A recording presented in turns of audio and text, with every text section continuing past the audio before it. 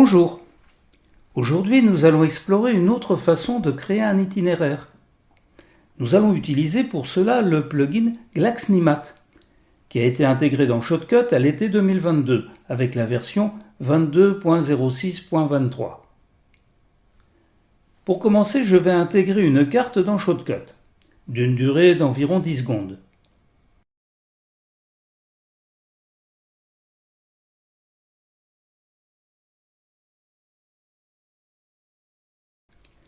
Je vais avoir besoin d'une deuxième piste vidéo.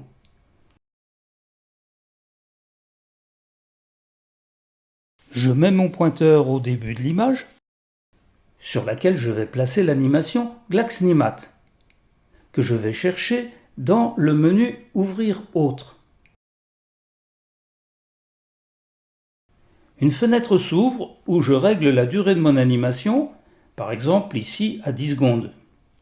Je laisse la couleur de l'arrière-plan transparent, puis je clique sur le bouton « Ajouter à la timeline ». Attention, ce bouton n'apparaît qu'à partir de la version 23.09.29. Sinon, il faut cliquer sur « Ouvrir ». J'enregistre mon fichier d'animation. Le logiciel Glaxnimat s'ouvre en superposition à Shotcut, en même temps que l'animation se place sur la timeline. Je reviens sur l'application Shotcut. Si vous avez cliqué sur Ouvrir, il faut faire glisser manuellement l'écran noir contenant l'animation sur la timeline, sinon elle s'est mise toute seule. Maintenant, sélectionnez le fichier animation. Allez dans Propriétés et cliquez sur Éditer.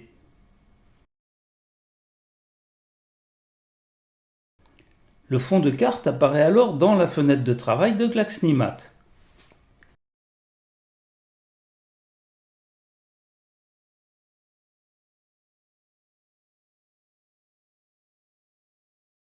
La molette de la souris vous permet de zoomer ou dézoomer sur une partie de la carte.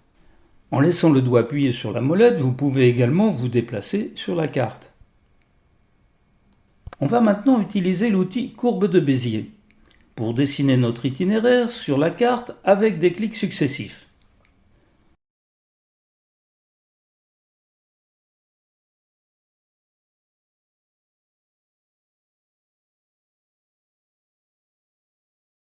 Ne vous souciez pas trop de la précision, on va y revenir tout à l'heure. Pour terminer, je fais un double clic sur le dernier point. Voilà.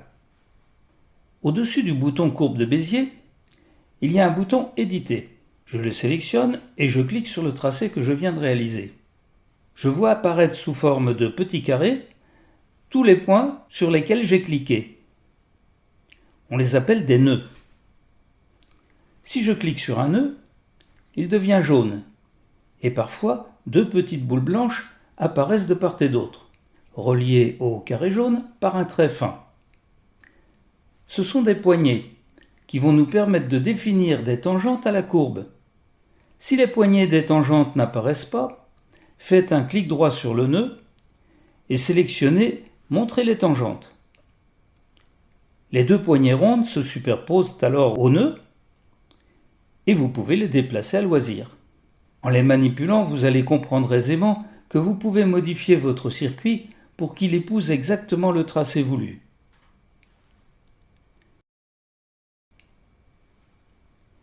Il peut arriver que vous soyez amené à faire un changement de direction brutal. Dans ce cas, faites un clic droit sur le nœud, sélectionnez Rebroussement, les deux tangentes se désynchronisent et vous pouvez continuer votre travail de précision.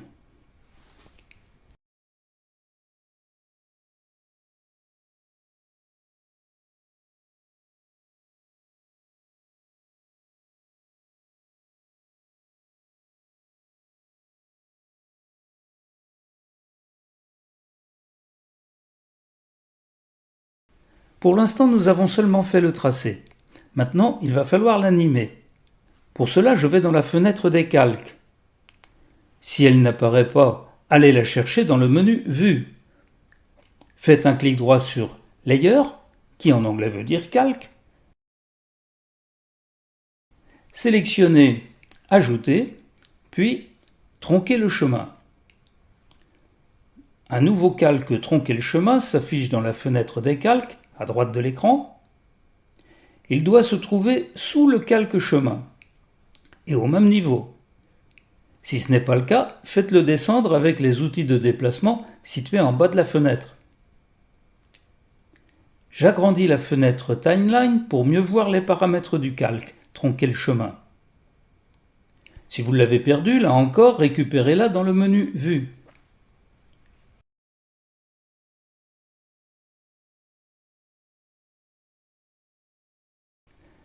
Je repère la position Start, qui est à 0%, et End, qui est à 100%. Je place la tête de lecture à la position 0, et avec un double clic, je mets la valeur de End à 0%. Je valide, et avec un clic droit sur le paramètre End, j'ajoute une image clé.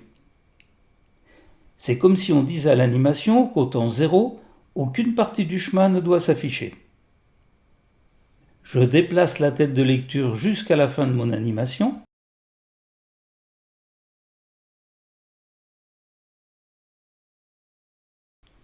Je mets cette fois la valeur de End à 100% et je fais une nouvelle image clé. Ça consiste à dire à l'animation qu'au temps 10 secondes, 100% du chemin doit être affiché. Je remets la tête de lecture au début, je joue l'animation pour voir si tout se déroule bien.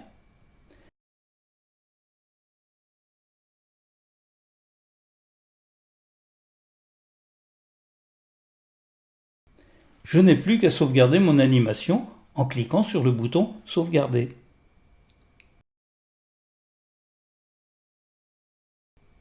Je reviens dans Shotcut, où je constate que mon animation a bien été mise à jour.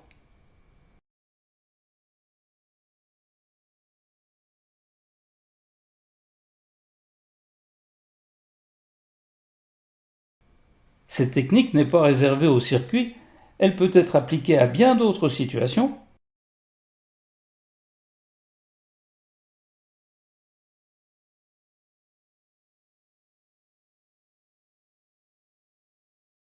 Que nous verrons une prochaine fois. À bientôt!